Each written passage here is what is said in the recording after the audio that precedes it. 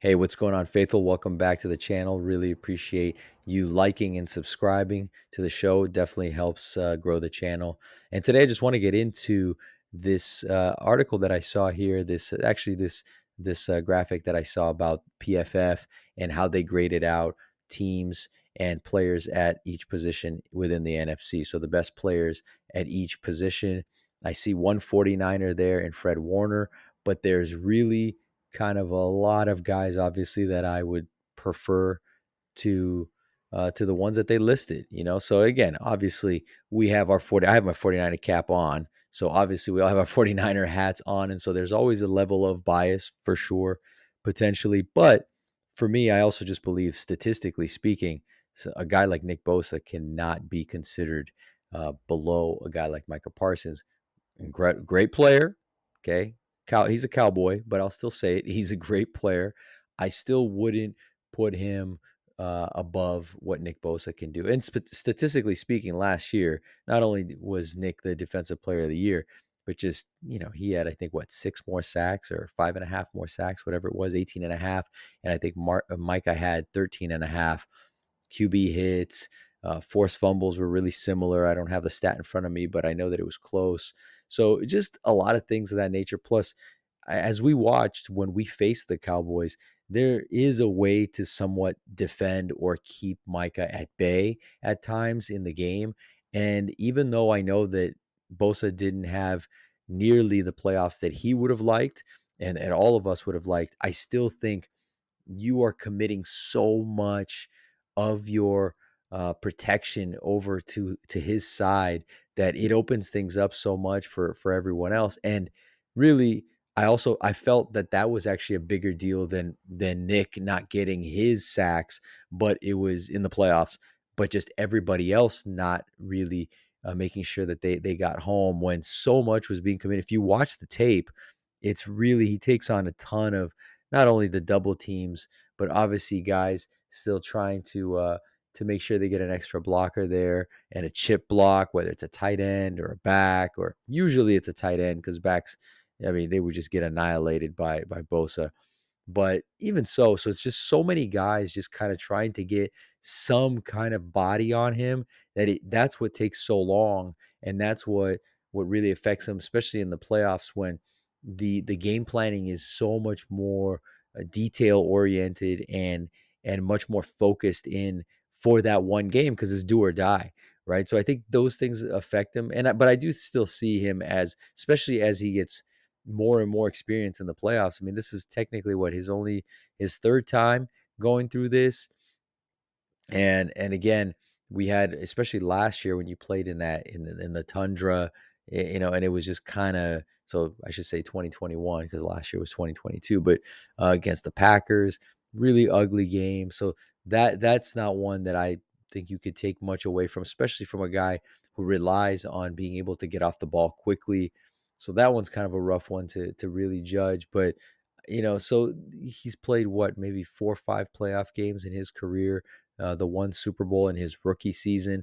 So as he progresses and as he matures, I really believe that he'll still figure out a way to impact the game. And I did feel like he was starting to do that. And I think he would have had a much bigger game against the Eagles had we actually had a quarterback stay healthy, in particular, Brock. And so I did think that could have gone differently for sure. And then if you get beyond that game, who knows what he does against that Chiefs O line in the Super Bowl. I thought he did a really good job of it the first time around when he was a rookie. So, I just, and of course, as we know, a lot of things were not called in that Super Bowl, right? There was plenty of holding going on and all that kind of stuff. There's always a lot of holding on Nick because he's just such an incredible athlete and he's just so superior to whoever he's going up against. I mean, Lane Johnson kept literally moving off sides, getting off the snap count way early in that game, in the NFC Championship game. And again, that was really not a good representation of who we can be as a team and how we can play because we didn't have a quarterback really. So, but again, as he progresses, I just think he's a guy, like, to me, he's got to be on this list. I mean, he was Defensive Player of the Year, so to me, that's one guy, Nick Bosa. Another guy who I just to me, Christian McCaffrey needs to be on this list. Now, I understand that this is actually for, looks like they were just listing defenders on this. Um, so, I think I'm fine with most of these guys. I do think, again, we've seen in the past too that Aaron Donald is a guy who he's incredibly dominant, probably one of the most dominant defensive players I've ever seen. And yet the 49ers have done a really, really good job with the quick passing game, the short passing game to just neutralize him as well. So there is kind of a blueprint there to do that, even to a guy as dominant as Aaron Donald. But for me, the one that I think that's kind of tricky here is, and I know Antoine Winfield is a good safety, and so Pro Bowl caliber guy, but man, he got burned so bad by Brock last year against the Bucks, and I know everybody did. When you beat a team, by 30 plus points. I mean, everybody, definitely had their share in that. But to me, like I would struggle to put someone who just got burned so many times, not only in that game, but he's not a guy who is so locked down back there at the safety position.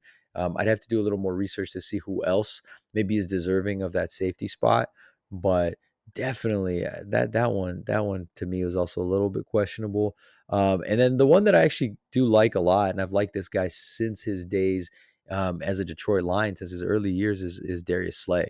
I actually like Darius Slay a lot. I think he's a really good corner. He's a very instinctive corner. He's a guy that I never have to worry about whether or not worry, but I never have to think, oh, is this guy turning his head on time? And his technique is really good. So for me, I was good with that one. But yeah, just Fred. Like I said, Fred and definitely Nick should be on there. And if we were doing the offensive best NFC players, again, you got to have CMC on there. Trent Williams is the best left tackle. And so I haven't seen any graphic discussing that. But just here with this one on the defenders, I was looking at that and I said, you cannot put Micah above Nick Bosa at this point, just not based on last year, So uh, those are just kind of my thoughts. I wanted to chime in really quickly, and I look forward to continuing this conversation. Please feel free to leave a comment. Again, leave a like, subscribe to the channel, and I'm really excited to keep talking to you. Thanks so much, Faithful. Talk to you soon.